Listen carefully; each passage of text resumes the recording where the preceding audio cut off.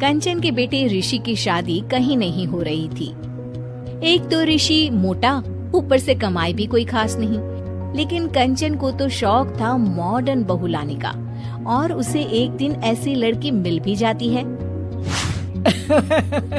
हमें तो आपका ऋषि बहुत पसंद है, लेकिन मैं आपको साफ साफ बता देती हूँ, मेरी बेटी के शौक थोड़े से अलग है बहन जी। अरे बहन, हमें सब पसंद है। आपकी प्रियंका जैसी लड़की की तलाश मुझे कब से थी। जींस पहनकर अंग्रेजी में गिटर पिटर बोला करे। अरे बहन जरा सुन तो लो, मेरी बेटी के शौक क्या क्या है।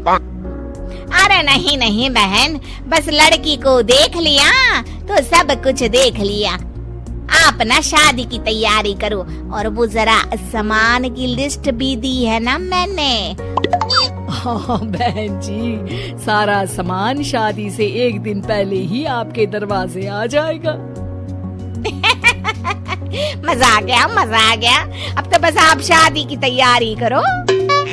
प्रियंका के माता पिता के जाने के बाद कंचन का पति उससे कहता है, अरे भाग्यवान, तुम तो कुछ ज्यादा ही जल्दी दिखा रही थी शादी की। अरे बोलने तो देती, लड़की की माँ क्या बोलना चाह रही थी। अरे आप चुप रहिए जी, कुछ पता भी है आपको, बस मुफ्त में बोले जा रहे हैं। मेरी दोस्त शशि की बहू देखी, लंबी पतली और पढ़ी लिखी, हजारों में कमाई और संस्कारी भी। अरे पर जब वो मेरी बहू देखेगी तो जल भुन जाएगी। लेकिन तुम तो शादी ऋषि के लिए कर रही हो ना, या शशि के लिए? तुम्हारा लड़का कुछ कमाता भी नहीं है, और शरीर भी भगवान की दुआ से फूलता ही जा रहा है। फिर बोले आप हैं? फिर बोले आप? मैंने कहा ना, प्रियंका जैसी जींस पहनकर अंग्रेजी झाड़ने वाली बहू किस्मत वालों को ही मिलती है। चुप रहिए आप।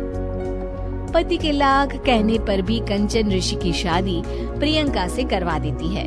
लेकिन प्रियंका जैसे ही घर में आती है, वैसे ही जोर जोर से चिल्लाकर नाचने लगती है। आज मेरी यार की शादी है, आज मेरी यार की शादी है, अरे नाचो मां नाचो। आज मेरी यार की शादी है।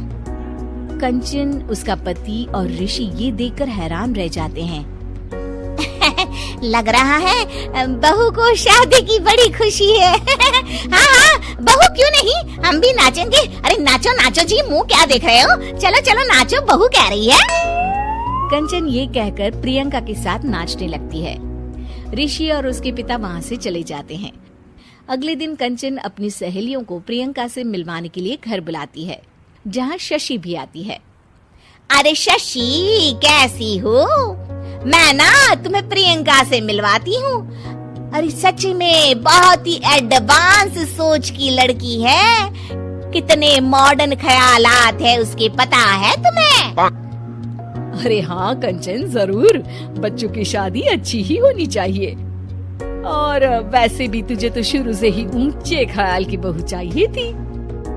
तभी कंचन की सहेली कहती है, अरे कंचन बुलाओ ना प्रियंका को, हम भी मिल ले। अरे बहू प्रियंका, जरा बाहर तो आना। कई बार आवाज देने के बाद भी प्रियंका बाहर नहीं आती है, तो कंचन को बुरा लग जाता है। वो उसे लेकर बाहर आती है, लेकिन ये क्या, प्रियंका लड़खड़ाती हुई बाहर आती है और उसके हाथ में शराब की बोतल होती है। हालांकि शराब पीना स्वास्थ्य के लिए हानिकारक होता है और ये हमारी किडनी के लिए बहुत ही खतरनाक है, लेकिन कंचन की बहू प्रियंका पूरे नशे में होती है।